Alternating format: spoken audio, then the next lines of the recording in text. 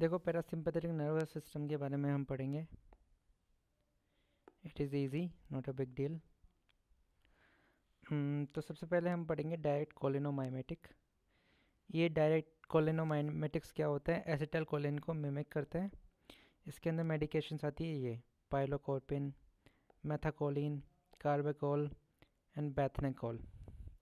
तो इन सब के बारे में पढ़ते हैं हम। सबसे पहले बात करते हैं बैथनेकोल की। It acts only on muscarinic receptor.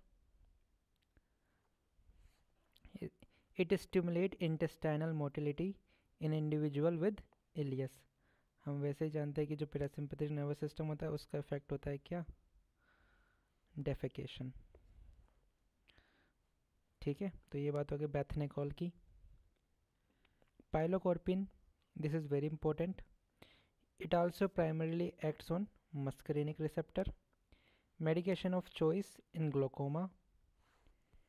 It stimulate the contraction of ciliary muscle. So carbachol जो होता है, it is also used in treatment of glaucoma. It acts on both muscarinic and as well as nicotinic receptor.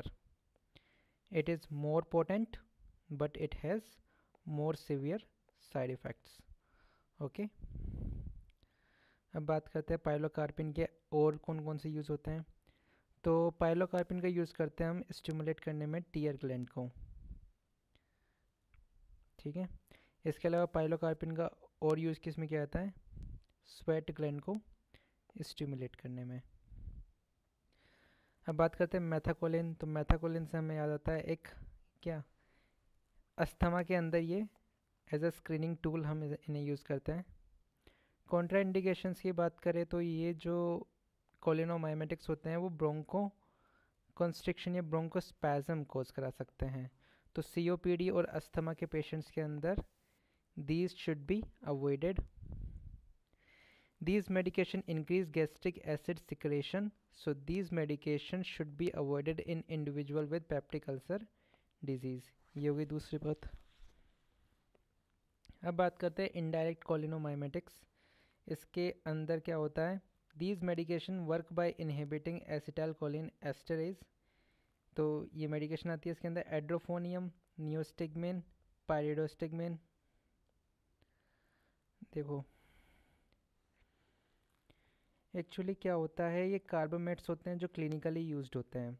This can be tertiary amines and quaternary amines. जो tertiary होती है वो blood brain barrier को cross कर पाती है और इनका यूज़ करते हैं फिर हम एल्जाइमर के ट्रीटमेंट में इनका यूज़ करते हैं।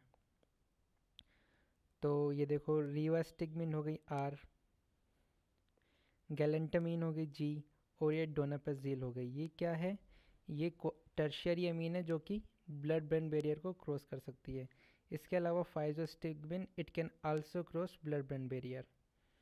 ये क्वाटरनरी अमीन से एड्रोफोनियम, नियोस्टिग्मिन और pyridostigmine, these can not cross blood brain barrier, they only act on peripheral nervous system. Edrophonium की बात करते हैं तो ये शॉर्टेस्ट एक्टिंग होता है। इसका यूज़ करते हैं हम माइस्थेनिया ग्रेविस को डायग्नोस करने में। वही पायरिडोस्टिग्मिन जो होता है वो लॉन्ग एक्टिंग होता है और इसका यूज़ करते हैं हम माइस्थेनिया ग्रेविस के ट्रीटमेंट के अंदर। नियोस्टिग्मिन की बात की जाए तो इसका यूज़ करते हैं हम as a reversal agent for neuromuscular blockade. Physostigmine बचा तो इसका यूज़ करते हैं हम एट्रोपिन के ओवरडोज से ओवरकम करने के लिए। So this is all about the कोलिनोमाइमेटिक्स।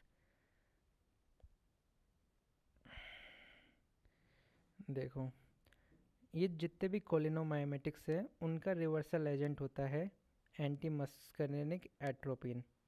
यही नहीं, इसके अलावा ये भी होता है प्रेलिडॉक्सिम। ये प्रेलिडॉक्सिम क्या करता है? It promote regeneration of acetylcholine esterase enzyme. Alright,